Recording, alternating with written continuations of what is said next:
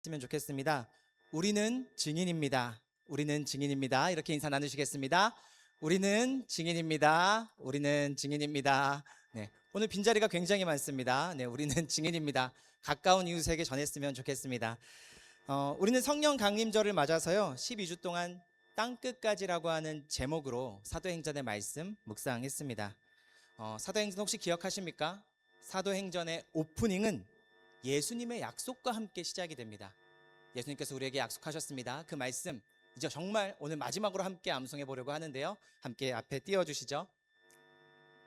네, 마지막입니다. 한번 같이 큰 목소리로 암송해 보겠습니다. 시작. 오직 성령이 너희에게 임하시면 너희가 권능을 받고 예루살렘과 온 유대와 사마리아와 땅끝까지 이르러 내 증인이 되리라 하시니라. 아멘. 꼭 이렇게 되기를 바라겠습니다. 네, 그러던 어느 날 이 약속을 붙들고요 제자들은 마가다락방에 모여 있었습니다. 성령을 보내주신다고 했는데 그게 도대체 뭔지 잘 몰랐습니다. 그래도 기대하고 기도하며 기다렸습니다. 그리고 어느 날 성령께서 그 마가다락방에 임하십니다. 그런데 그 장면을요 성경은 마치 폭탄이 떨어진 것처럼 그리고 있습니다. 혀에 불이 떨어지자마자 사람들 입술에서 막 방언이 터졌습니다. 그 방언이 떨어진 입술로부터 말씀이 들려오자 사람들의 눈에서는요 회개의 눈물이 터져 나왔습니다.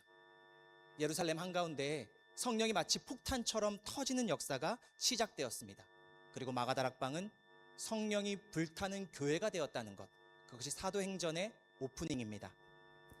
그리고 이 성령의 역사는요 예루살렘과 온 유대와 사마리아를 넘어서 아시아와 유럽까지 막 종횡무진 다니며 퍼져나갔습니다. 보시는 바와 같습니다. 갈릴리 나사렛은요 정말 시골 도시였거든요.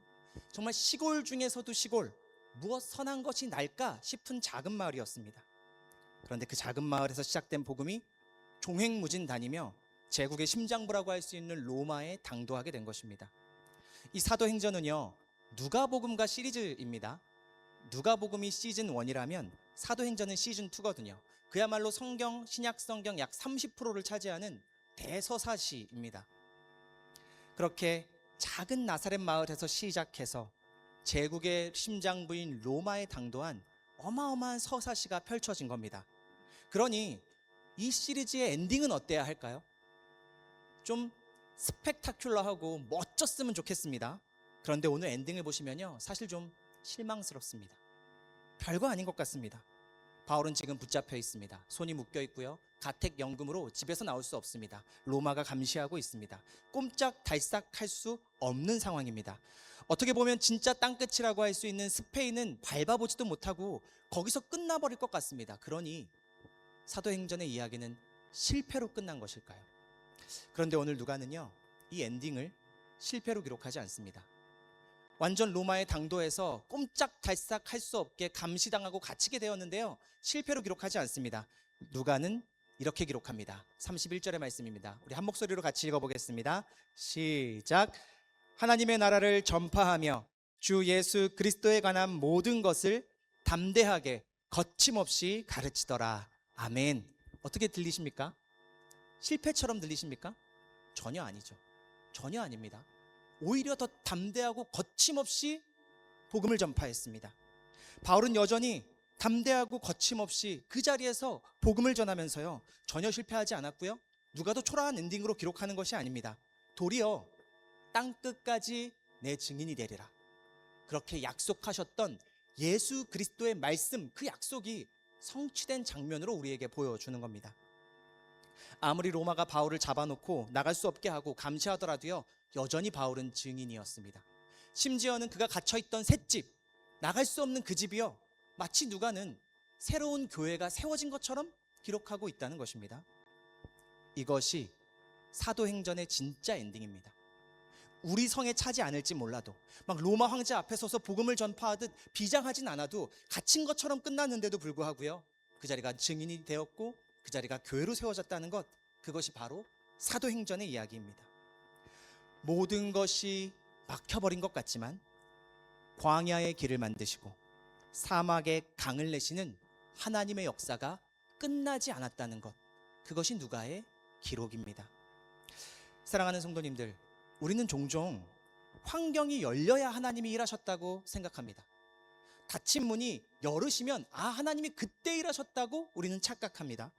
닫힌 문이 열려야 은혜이고 좁은 길이 뚫어져야 응답이라고 착각하는 겁니다. 그런데 오늘 말씀은요, 그런 우리의 고정관념에 도전하고 있습니다. 여전히 사방이 막혀 있고요, 로마가 감시하고 있어도 하나님께 열려있는 그 한 사람, 그 예배자를 통해서요, 하나님은 그분의 이야기를 이어가신다는 겁니다. 문이 열리고 가택연금에서 풀어져야 주님이 응답하신 것이 아니라는 겁니다. 그러니 저와 여러분의 인생도 마찬가지일지 모르겠습니다. 문이 열릴 때까지, 닫힌 문이 다시 열릴 때까지 기다리는 것이 아니라 오늘 바울처럼요, 사방이 막혀 있더라도 하나님께 열려있는 예배자, 하나님께서는 그 예배자를 찾으시고 그와 함께 끝나지 않은 이야기를 써내려 가신다고 누가가 기록하고 있습니다. 훗날 전승에 따르면요, 바울은 실제로 이 네로 황제 앞에 섰다고 합니다. 황제에게 상소했으니 네로 황제 앞에 서는 일이 진짜로 있었다고 합니다. 그러니 누가도 얼마든지 이 사도행전의 엔딩을요, 멋있게 만들 수 있었을 겁니다. 가택연금으로 끝나는 것이 아니라 황제 앞에 서서 목숨을 걸고 복음을 전하는 비장하고 멋진 장면으로 사도행전을 마칠 수 있었을 거란 말입니다. 그런데 오늘 왜 이 대서사시를 셋집에서 갇힌 채로 마무리 짓고 있을까요? 찾아보니까요, 그 이유가 있더라고요. 그 이유는요, 이 사도행전이 기록되었던 시대와 깊게 연관되어 있습니다. 대다수의 많은 학자들은요, 대부분의 학자들은 이 사도행전이 70년대에서 80년, AD 70에서 80년대 사이에 기록되었다라고 생각합니다. 그런데 그 당시에요, 유대인들이 대규모로 반란을 일으키는 일이 일어납니다.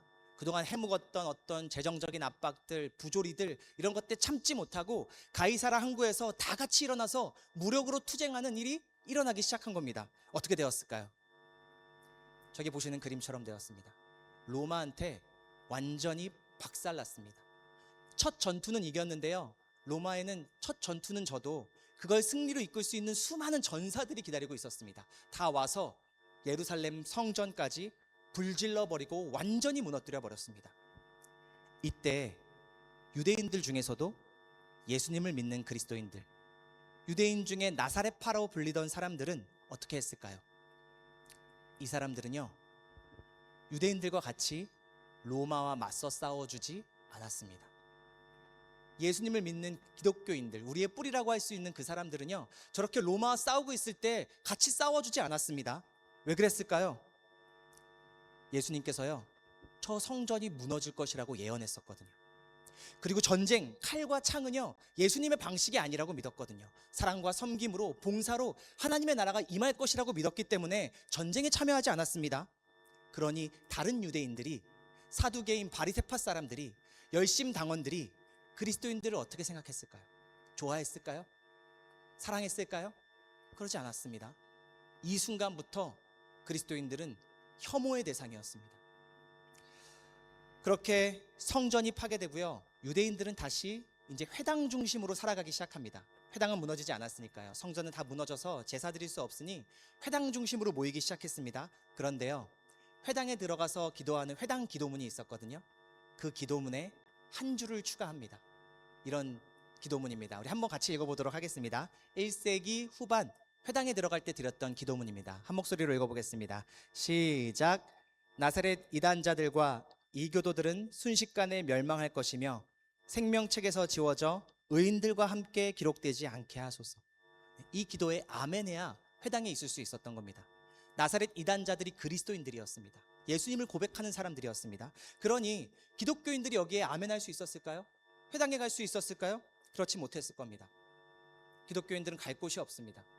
같은 민족으로부터 철저히 왕따당했고요, 성전에도 갈 수 없고 회당에도 갈 수 없고 그저 자신들이 모였던 집에 있었어야만 했습니다.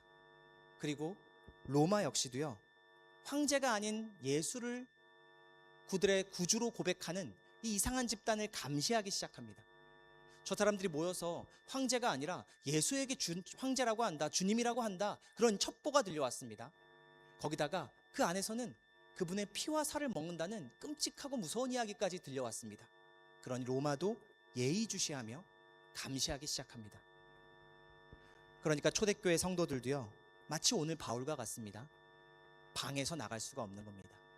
집에서 나갈 수가 없는 겁니다. 사방이 막혀 있고 감시당하는 중이었습니다. 그럼 이제 정말 이 기독교인들은 끝장났을까요? 그리스도의 복음을 전해야 하는 이들의 이야기는 여기서 멈춰야만 했을까요? 오늘 말씀은요, 이렇게 집에 갇혀 있는 바울을 조명하는 겁니다. 바울을 우리에게 보여주는 겁니다. 사방이 막혀 있고 집에 갇혀 있고 누구나 다 감시하고 있지만 거기서 하나님의 이야기가 끝나지 않았다는 것을 기록하고 있는 것입니다. 도리어 더 거침없이 예수 그리스도의 복음을 전하였다. 이것이 누가의 기록입니다. 누가가 뭐라고 이야기할까요? 어떻게 이 사방이 막힌 순간을 돌파할 수 있다고 이야기할까요? 30절의 말씀입니다. 우리의 돌파구가 되기를 바라는 마음으로 우리 같이 한번 읽어보겠습니다. 시작.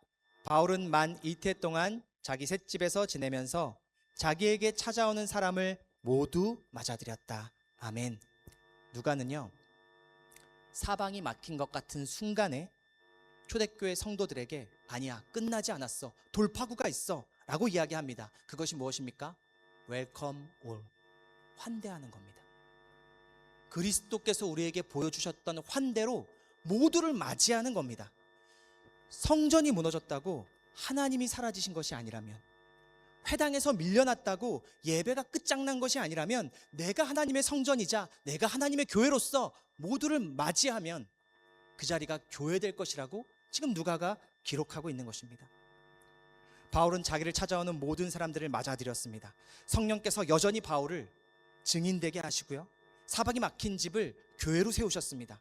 성령께서는 변함없이 하나님에게 열린 한 사람, 바울을 통해서 그분의 이야기를 쓰고 계시다고 누가가 이야기하는 겁니다. 바로 이것이 성경이 이야기하는 겁니다. 사방이 막혔을 때 하나님께 열려있는 예배자, 이웃에게 열려있는 증인에게 하나님은 끝까지 역사하신다고, 그것이 기적이라고 우리에게 말하고 있는 것입니다. 사랑하는 성도님들, 우리도요, 자기만의 셋집이 있을 수 있습니다. 오늘 이 바울이 갇혔던 가택연금의 상황처럼 사방이 꽁꽁 둘러싸인 채 포위당한 것 같은 순간들을 경험할 수 있습니다. 도저히 나는 여기서 그리스도인으로 살 수 없을 것만 같은 자리, 도무지 예배드릴 수 없을 것만 같은 그런 상황들이 우리 인생 가운데 찾아옵니다. 바울이 갇힌 것처럼 사방이 막힌 순간들 말입니다. 우리의 인생이 거룩한 예배가 아니라요, 생존 게임으로 만들어 버리는 일들이 갑작스럽게 우리 인생을 불쑥하고 찾아옵니다. 비자 문제, 직장 문제, 물질의 문제, 가정과 자녀, 미래의 문제, 관계의 어려움, 이 모든 것이요, 나의 사방을 다 가로막고 있는 것 같습니다. 사방 팔방을 닫힌 문으로 만들어 버리는 것 같습니다. 그런데 오늘 말씀은 그런 우리에게 분명하게 말합니다. 사방이 막혔어도 하나님의 이야기가 끝나지 않았다는 겁니다. 하나님께서는 광야의 길을 만드시고 강물을 내시고 나를 통해서 내가 나의 백성에게 먹게 하시겠다, 마시게 하시겠다 약속하여 주신다는 겁니다. 사방이 막힌 순간 나를 열어 환대하는 것, 내가 그 자리에서 생존하는 것이 아니라 하나님께 열린 예배자가 되고 이웃에게 열린 증인으로 살기를 다짐하는 것, 그 환대가 하나님의 이야기를 이어가게 하고 승리하게 한다는 것입니다. 누군가의 이야기를 진심으로 들어주십시오. 나의 상황이 어렵다면 그 어려움만큼 누군가의 어려움을 더 깊이 공감하고 경청해 주십시오. 성령께서는 그러면 우리를 갇힌 자가 아니라 우리를 통해 흘러가는 자, 겁침없이 복음을 증거하는 증인으로 살게 하시겠다고 오늘 말씀이 약속하고 있습니다. 실제 역사 속에서도요, 사방이 막힌 감옥에 있던 사람들이 있습니다. 그런데 그 감옥에서 가장 열린 사람으로, 사람들을 환대하는 이로 존재했던 두 사람의 이야기가 있습니다. 보시는 것처럼 넬슨 만델라와 그의 친구 크리스토 브랜드라고 하는 사람입니다. 이 둘은 어디서 만났을까요? 감옥에서 만났습니다. 어떤 사이였을까요? 한 사람은 간수고요, 한 사람은 죄수입니다. 그리고 그 당시 남아프리카 공화국에서 한 사람은 백인이었고 한 사람은 흑인이었습니다. 그것이 무엇을 의미하는지 우리는 잘 알고 있습니다. 당시 남아공에서는요, 백인 간수가 흑인 죄인을 제수를 아주 거칠게 대하도록 교육받았었다고 합니다. 그것이 절차였다고 합니다. 그리고 그것이 당연한 것이었습니다. 그런데 브랜드는요, 이 만델라를 피부색으로 취급하지 않았습니다. 죄수의 번호로 먼저 바라보지 않았습니다. 그의 첫 번째 시선은 무엇이었냐면요, 사람이었습니다. 사람답게 대우했습니다. 번호가 아니라 인격으로 보았고요, 한 가정의 아버지로 보았습니다. 그러다가 한 번은 어떤 일이 있었냐면요, 만델라의 손녀가 태어난 겁니다. 아주 깐난쟁이 아기가 태어난 겁니다. 그렇게 깐난쟁이 아기를 데리고 자녀들이 면회 왔을 때였다고 합니다. 사실 엄격한 규정상으로는 손녀를 만날 수 없어야 했습니다. 그런데 이때 브랜드가 만델라가 손녀를 안아볼 수 있도록 배려해 주었다고 합니다. 그리고 이 기억을 가지고 훗날 만델라는 그가 대통령이 되었을 때요, 브랜드를 가장 귀한 VIP로서 초청하고 사람들 앞에 자기 친구라고 소개해 주었습니다. 그렇게 이 둘은요, 사방이 막힌 감옥에서 만났습니다. 심지어 흑인과 백인의 차별이 극심했던 그 시대에 태어나서 만났습니다. 그런데 그 둘의 이야기는 그 시대에도 갇히지 않았고요, 감옥에 갇히지 않았고요, 나라에 갇히지 않았습니다. 이 둘의 관계는 간수나 죄수, 백인과 흑인의 이야기로 끝나지 않았습니다. 서로를 환대하니 감옥에서 벗어난 이야기, 시대와 나라를 벗어나서 깊은 우정의 이야기로 남아 있습니다. 서로를 향한 환대가 두 사람을 감옥에서 꺼내준 겁니다. 서로를 향한 환대가 차별이라는 지옥에서 그 두 사람을 건져준 것입니다. 억울하게 감옥살이를 했던 만델라도 증오에 갇히지 않고, 백인 간수였던 브랜드도 차별과 혐오에 휘둘리지 않았습니다. 서로를 환대하니 모두가 구원받은 이야기가 되었습니다. 오늘 바울도 마찬가지입니다. 셋집에 갇혔으나 갇힌 자로 끝나지 않았습니다. 로마에 감시받는 자가 되었으나 그렇게 감시받고 그 자리에서 끝나는 이야기가 아니라요, 환대함으로 성령의 이야기, 하늘의 이야기, 천국의 이야기가 바울을 통해 이어져 갑니다. 사랑하는 성도님들, 저와 여러분의 인생의 이야기도 이와 같기를 바랍니다. 사방이 다 막힌 것 같고 어려운 일이 있을 때, 나의 이야기는 거기서 끝장난 것만 같을 때 하나님은 거기서 끝내겠다고 말씀하지 않으십니다. 환대하는 이에게 끝까지 사막의 길을 만드시고 강을 내겠다고 약속하시는 겁니다. 그리고 오늘 우리는 이 예수님이 차리신 성찬의 식탁 앞에 섭니다. 최후의 만찬 때로 돌아갑니다. 한번 그 자리를 생각해 보십시오. 예수님과 제자들 사이에 마지막 식사 자리, 그다지 평범하지는 않았을 겁니다. 왜냐면요, 예수님께서 나 이제 십자가에 달려 죽을 거라고 말씀하셨거든요. 제자들은 실망했습니다. 저 예수님이 나라의 독립을 가져올 줄 알았는데 십자가에 달려 죽는다고? 실망했습니다. 심지어 수제자 베드로마저도 잠시 후에 예수님을 부인하게 될 것입니다. 가장 믿어서 돈을 맡겼던 가룟 유다가 예수님을 팔아넘길 것입니다. 그렇게 예수님의 마지막 식탁은요, 실망한 제자들, 배신할 수제자, 그리고 나를 팔아넘길 가룟 유다에 둘러싸인 사방이 막힌 식탁이었습니다. 사방팔방이 다 가로막힌 식탁이었습니다. 그런데 예수님께서는 그 자리에서 제자들을 향해 이렇게 말씀하십니다. 받아 먹어라. 이는 너희를 위해 주는 나의 몸이니 이를 먹을 때마다 나를 기억하여라. 받아 마셔라. 이것은 너희를 흘린 새 언약의 피니 이를 마실 때마다 나를 기념하여라. 나를 배신할 사람들 앞에서, 나를 팔아넘길 사람들 앞에서 이것은 너희를 위해 주는 나의 몸이다, 너를 위해 흘린 나의 피다 라고 말씀하시면서 당신을 찢어서 그의 제자들을 환대하셨습니다. 그리고 이 식탁은요, 그렇게 비극적인 식탁으로 끝나지 않고 천국의 식탁이 되었습니다. 거기서 끝나지 않았다는 겁니다. 사랑하는 성도님들, 이것이 우리가 믿는 예수 그리스도께서 보여주신 환대이고 환대로부터 일어나는 십자가 부활의 이야기입니다. 사방이 가로막혔다고 포기하지 마십시오. 좌절하지 마십시오. 그만두지 마십시오. 환대로 나를 열어서 하나님께 열린 자, 이웃에게 열린 자가 되십시오. 그러면 그 광야 같은 나의 삶에 하나님이 길을 만드시고 강을 내시겠다고, 내가 너를 통해서 나의 백성들에게 길을 열어주고 그들을 마시게 하겠다고 말씀하십니다. 그렇게 오늘 바울은요, 중간에 불쑥 참 이상한 이야기를 꺼냅니다. 이사야서의 말씀인데요, 한번 같이 읽어보도록 하겠습니다. 이사야가 부름받았을 때 하나님께서 이사야에게 하신 말씀이고 오늘 바울이 인용하는 말이기도 합니다. 우리 한 목소리로 같이 읽어보겠습니다. 시작. 이 백성에게 가서 말하여라. 너희가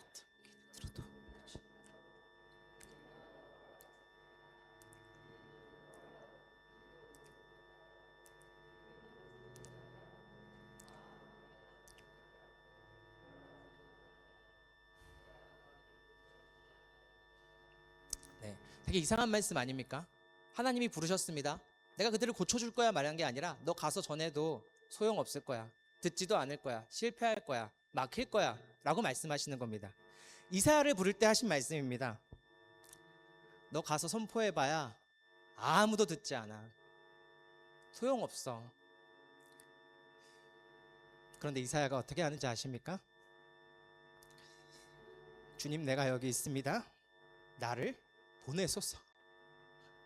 그 말씀으로 순종하며 그 척박한 곳으로 나아갑니다. 사방이 막힌 곳으로 나아갑니다. 아무도 듣지 않을 그 벽과 같은 백성들에게 나아가서 주님께로 돌아가자, 하나님이 당신을 사랑하신다, 이 말씀을 전하러 갑니다. 우연히 사방이 막힌 것이 아니라요, 막혀있는 줄 알고 갑니다.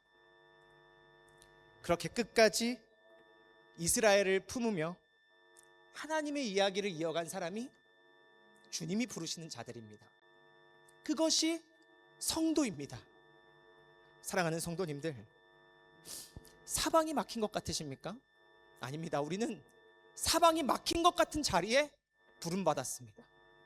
그 자리에서 환대로 사막에 강을 내시는 하나님을 전하라고 부름받았습니다. 오늘 사도행전의 마지막 장면은 그렇게 우리에게 증거합니다. 성전이 무너졌습니까? 회당에서 쫓겨났습니까? 사람들이 감시합니까? 왕따를 당합니까? 다 막힌 것 같습니까? 거기서 끝나지 않았다는 겁니다. 나를 찢어 환대할 때 하나님의 이야기는 거기로부터 시작된다고 오늘 누가가 장렬히 기록하며 이 대서사시를 마치고 있습니다. 우리 인생이 대서사시입니까? 우리 인생이 마라톤입니까? 사방이 막힌 곳이 있다면 끝장난 자리가 아니라 부름받은 사명의 자리임을 확신하십시오. 그리고 나를 찢어 이웃을 환대하십시오. 그 어려움이 내 이웃을 공감할 수 있도록 나에게 우물을 파주시는 하나님의 손길임을 기억하십시오. 그리고 누군가 힘들 때 나도 그렇게 겪어봤어, 나도 그렇게 아파봤어, 그렇게 위로할 수 있는 사람으로 나를 만들어 가시는 주님의 손길임을 고백하십시오. 그것이 부름받은 성도입니다. 기도드리겠습니다.